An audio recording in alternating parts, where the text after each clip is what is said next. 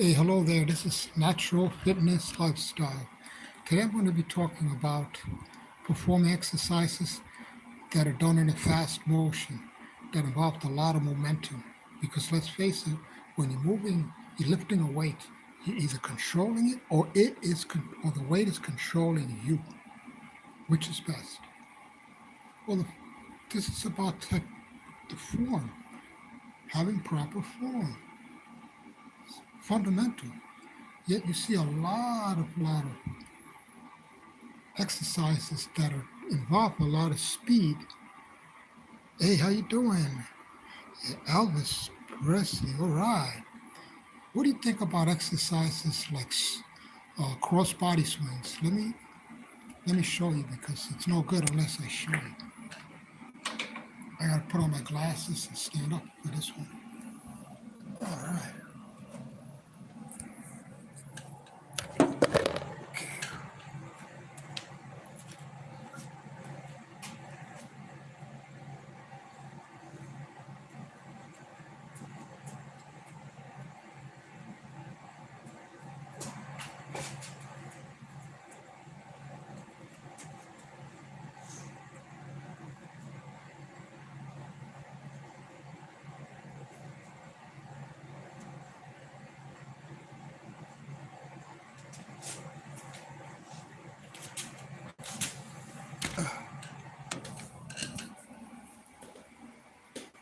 What do you think about that exercise that you just seen? Have you seen it before? Does it look familiar? Is it healthy for you? Well, let me tell you. First thing that anybody can notice is that it's done fast. The core muscles take. Okay, okay. So let's good. So we're talking about the core, right? Man, that's not the core. The core takes 9 seconds. 9 seconds to optimally contract. 9 seconds. This is science. You can look it up. 9 seconds. Why? Because the core contraction involves respiration, involves the motor system, and that takes time. That takes time. And so 9 seconds, and you're doing, yeah, but remember, this was mythology, right? He was in movies portraying mythological feelings, uh, mythological characters who had this extraordinary power. Nothing could, hey, they had extraordinary power. They could do anything, right? But think about it. Okay, it's a good thing. Really good thing that you drew that you brought that up because, you know, back then there was the discus throw. But if you notice the discus, they plant their feet and they do it in a time. They time their movements. They don't just do it like without any control. They spin, but they do it in a controlled way.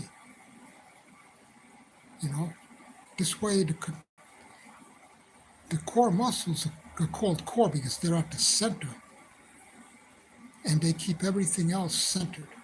But that takes a little bit of time, timing. It requires timing in your breathing. It requires timing in your motion. Let me show you how I would do this exercise. By the way, Steve Reeves, Steve Reeves did more slow movements, slow, or it's called them quick movements. Uh, yeah, you never catch Steve Reeves doing something like that in the gym, in movies. So, okay, okay.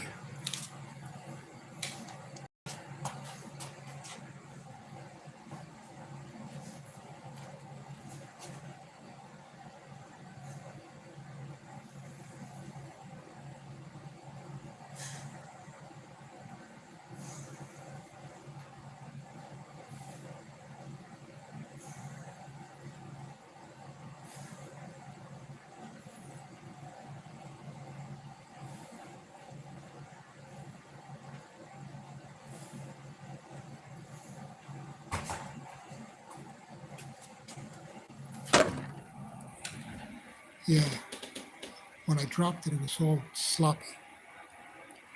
So there, the difference is I was moving at my waist first and then my torso second.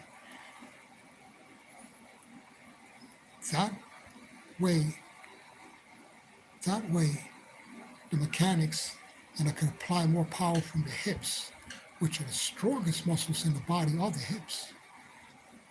When you do it fast, you're trying to use your arms. You really don't have, you know, control in your arms.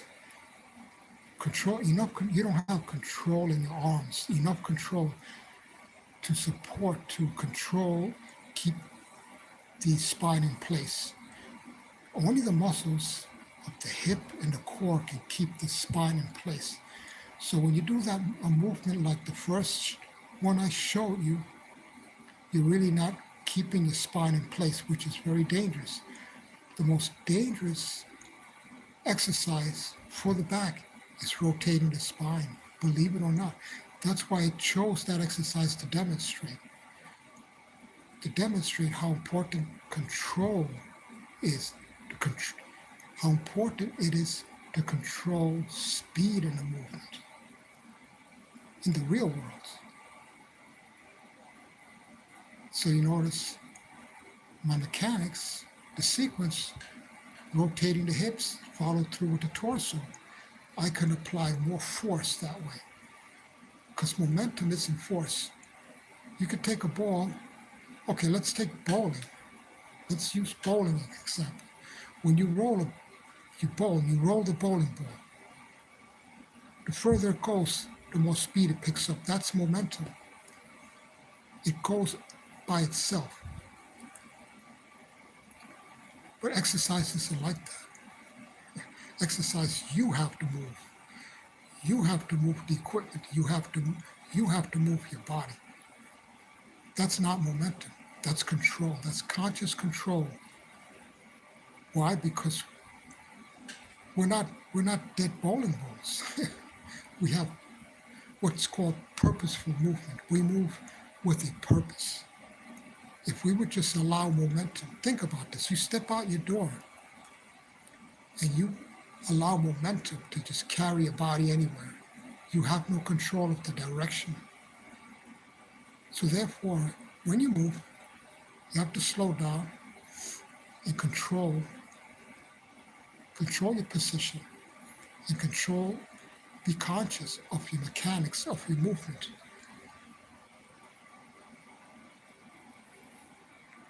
Let me show you another movement. And this one is going to be very, very simple.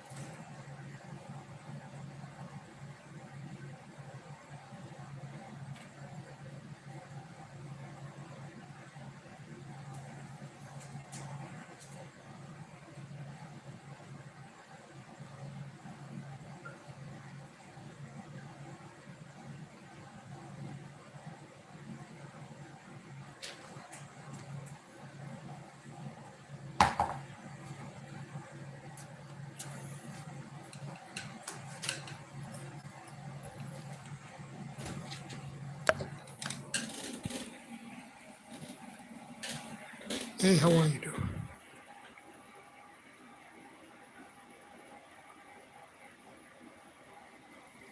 Oh, good question. How you doing, Elvis Presley? Hum and hum and hum. I used to love that. Hum and hum and hum. Well, wait a minute. What's wrong with me? What's that? The Honeymooners? Was that Jackie Gleason, who used to do Humana Humana. But kind of like, I think they had something in common there, with that Humana Humana. But yeah, I get carried away. Okay, okay, so everybody's metabolism, you have 25, if you have 25%, right, it's simply a matter of burning more, burning more than you take in. But it's not done overnight. Energy, right? Energy, and this is in chemistry. No, this is physics. Energy is neither created or destroyed. What the heck does that have to do with your body? It means that energy is stored in your body and it's transferred somewhere else in through the cells, and that takes time. Think of like carbohydrates, think of fats, think of proteins as passengers, traveling on a road, and they have a destination. It could be a far destination. And if it's a far destination, it takes time. If it's a close destination, it takes very little time.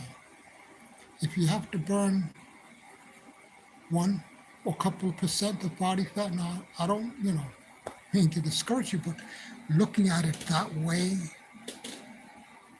I found to be the best way. Like, instead of thinking, oh, I have to burn 25% body fat, 25% numbers, think of, I have to burn 2% body fat at a time. Then you get a more realistic view of how much you have to adjust your food intake, which is a little bit, just a little bit. You don't have to like starve yourself. You're trying to get rid of 2% body fat, so you do just a little bit. You adjust your exercise, the aerobics, or the volume. You adjust it a little bit at a time. And then you'll find that burning 2% body fat is not as hard as you may thought. Now you only have 23%. And then you take it from there. I used to start out my, what they call a cut, just trying to define my body, 8 months out, 7 to 8 months out. Yeah, 7 to 8 months out. Oh, well, because you have muscles. And if you have thin skin like me, they pop out more, right? The thin skin. The muscles are closer to the surface of the skin. They're not close to the surface of the skin, but the skin is, thinner. They can show more. And if you have strong abs, and they can, so I can ask you, do you train your abs a lot? Uh, do you do any exercises for your abs? Because the abs are like any other muscle, the stronger they get, the more, the more noticeable they are, you know. So like you make small adjustments to your diet, to your training, and thinking about, oh, wait a minute, before I continue anymore, go any further, this video is not meant for recommendation or advice. This video is meant strictly for educational purposes only. So making small adjustments along the way. But there's something called basal metabolic rate. It's a formula where you take your age, your lean body weight. It involves your age, your lean body weight,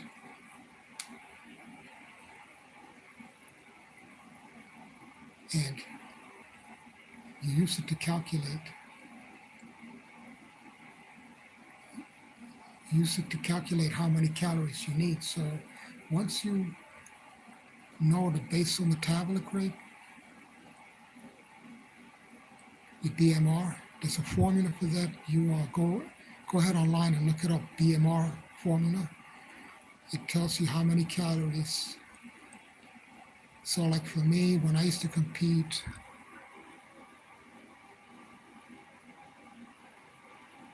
wow, Marlon Birch. Tell you the truth, I never heard of him. Well, dynamic trainer. What? Is he a modern guy? Marlon Birch was like, see, someone in the fitness industry from before, from a long time ago. What era is Marlon Birch from? But so once you find out how many calories you need at rest, then you can know how much calories to take in according to how active you are. So just look up the BMR. You can look up BMR online. BMR formula. So I used to find that, and I was 45 years old at the time. I found that 3,000 calories in the off season maintained my weight, but I was training 7 days a week. And I was doing a lot of, even in the off season, I believed in doing cardio, 30, 40 minutes. So, 3,000 calories, I used to burn it up. 2,000 calories was my contest diet, 2,000 calories. Now, 2,000 calories is my maintenance. It shows you how much my metabolism slowed down, how much my BMR reduced. Oh, dynamic tension. I'm a big believer in dynamic tension. For one thing, it helps you get more control, the nervous control of your muscle contraction through the entire range of motions. So like I like to do dynamic tension curls because a lot of people they don't flex their pivot. With dynamic tension, you're applying all the tension all the way up till your hand literally reaches the shoulder and all the way down. So you're activating a lot of fine motor units in your bicep that you don't normally activate. Dynamic tension, you could play around with the positioning and you can find which position your muscles contract strongest in. I'm a big believer in dynamic tension. It's helped me a lot through injuries, because once you lift a heavy weight, if it's too much and you're injured, well, then you're at the point of no return. Dynamic tension, you can always control the tension yourself to the degree that is safe for you. So improve the Charles Atlas system. In what ways did he improve it? I mean, dynamic tension is basically using the resistance of one body part against the other. Like when I do the dynamic tension curls, I put one hand over the other and I try to either curl the arm up or push the palm down, lift the palm up or push it down. That's the dynamic tension that I am familiar with. How does he perform the dynamic tension? I have to look it up, Marlon Birch. Yeah. Thank you for bringing that up. I'm definitely going to look that up because I like dynamic tension. I use the dynamic tension a lot for right now for my shoulder because I love doing laterals, but I can't. But I can perform laterals via dynamic tension, using dynamic tension method by placing one hand.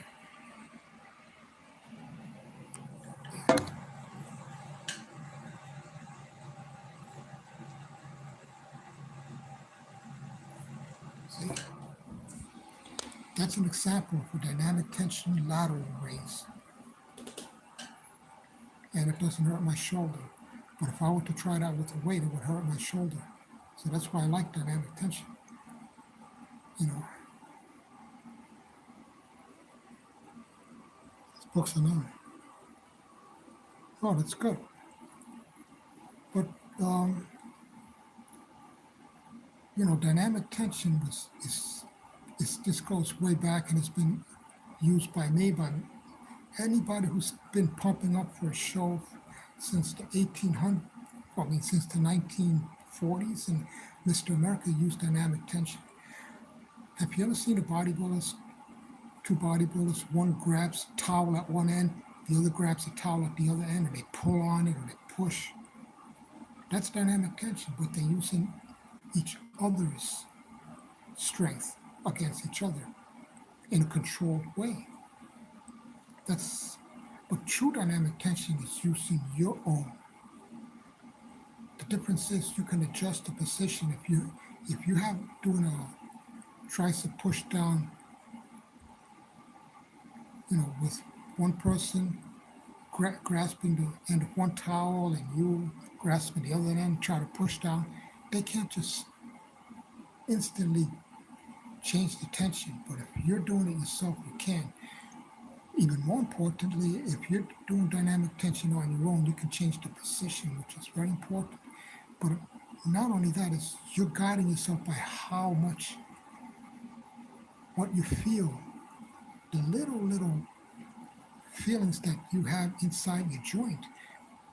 Your partner can't sense what's going on in your joints, only you can. This is why true dynamic tension is done by yourself. So I want to look that up, because that's one of the aspects of dynamic tension that makes it so unique and has made it stand the test of time. I mean, it's like, how can you improve on the wheel, right? The wheel is the wheel, right? So,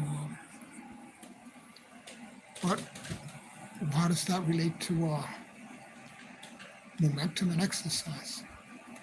It does. Because dynamic tension you can't do dynamic tension quickly using speed. So does his movements, this Marlon Birch guy, does his movements involves, are his movements, Marlon Birch's movements, done with speed or slow and controlled, like the dynamic tension that you conventionally know? I like to know, there's a certain length of contraction, tempo, they call it tempo, which is 2 seconds up, 1 second hold, 4 seconds down. That tempo has been universally done for hypertrophy, right? 2 seconds up, 1 second hold, 4 seconds down. That's tempo that's been used everywhere, and it's fundamental tempo. In all training journals, you can look it up, right?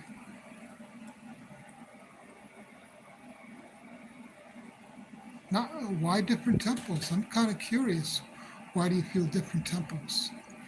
Because it all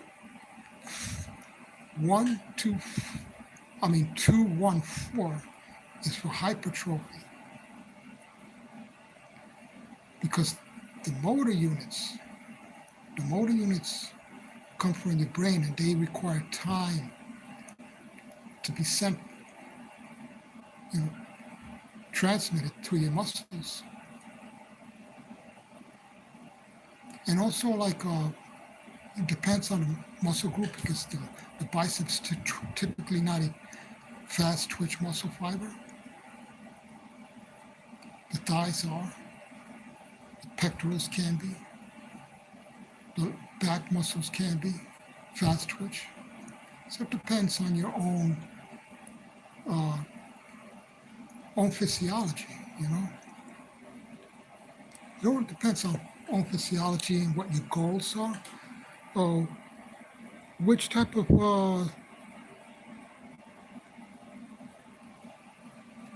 examples are do you suggest? I mean,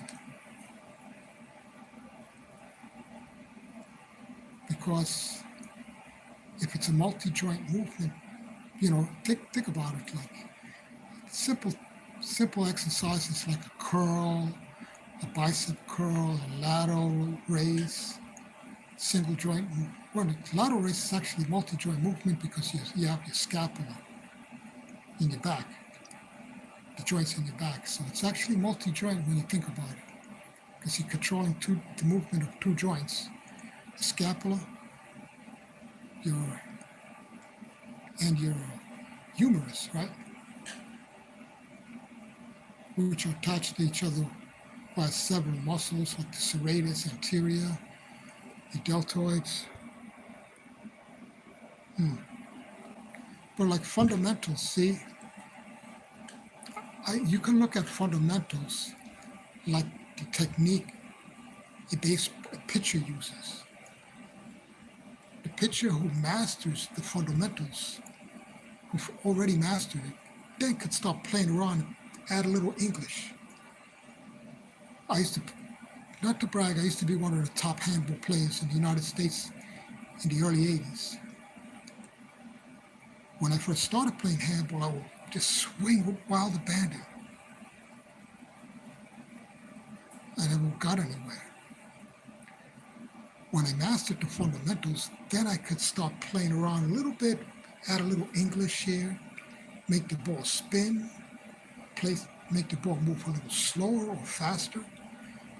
But it was only till I mastered the fundamentals. Because the fundamentals are the only way to apply physics the right way. Because physics is a measured method. And so is movements. So are movements. They're measured. Movements are measured. Especially everybody has their own build, their own structure. I was short arms. I didn't have that long, ostrich-like swing. So I had to learn how to adjust the handball swing to my body, to the joints, to the structure of my body. I had to learn how to apply the structure of my body to the fundamentals of the handball swing. Only then I could play around with a little English and do stuff like that. The dairy, that's an individual matter, But I could tell you one thing about, dairy, is that, it typically contains, if it's in a solid form, if it's in the unprocessed form, if you take cheese, cheese or milk. If it's not processed, if it's in its natural raw form, it's going to contain a lot of fat. So it's an individual matter because it'll take you longer to digest. It has its huge advantages because the protein's casein is slowly metabolized. So they feed the muscles over a greater, longer period of time. Then whey can be metabolized really quickly, much quicker than casein. But, you're not going to find whey. I mean, you can't find whey in nature. You just have to separate the watery part, the film. But you have to have, I guess, access to, a farm and cows and milk, yourself, but otherwise, when I was a teenager, I used to go to health food store and buy whey, actual real whey, watery whey. They don't sell that now. Now it's processed whey. Now it's processed casein. But yeah, bread. Depends on the type of grains because the grains, some grains can be metabolized quickly, like quicker. Wheat is metabolized quicker. It's a simpler form of starch. So different grains have different complex starches.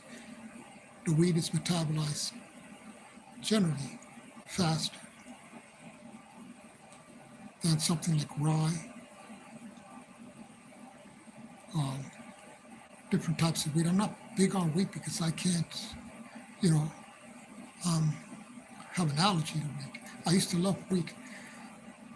This is a very interesting topic that you brought up because wheat is the richest food in glutamine. So if you eat wheat, you're getting a lot of glutamine, and it's so beneficial. But I can't have it because I'm allergic to it. But I used to not be when I was younger. So there's something chemically, biochemically, that changed in my body that doesn't allow me to have wheat anymore. So this is a very important topic to explore.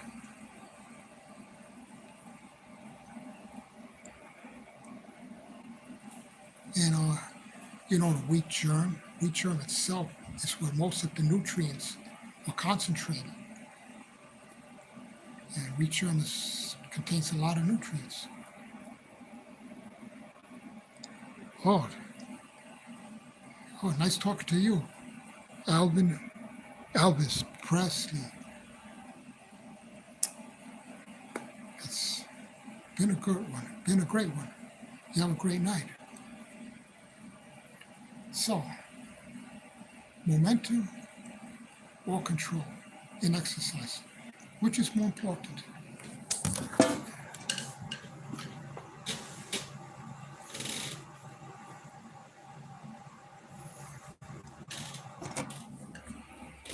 You know, everybody could drop their questions in the comments section.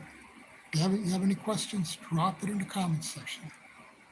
But I'm going to go for now, and I thank you very much for everybody dropping in.